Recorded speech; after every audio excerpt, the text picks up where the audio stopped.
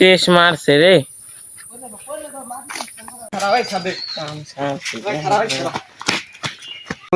বাড়ি গিয়ে যাই আগা চাপছে গল্প আছে না আমার আগা চাপছে গল্পটা শুনে না আগা চাপছে বল কি দেখছিস জানো শুনবি না ওই সারা ওই আমার আগে আছে শালা তো না মোট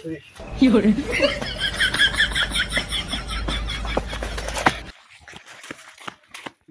ও তো শেষ কে গোয়া লাগে আছে মামলা ডাবে না খাই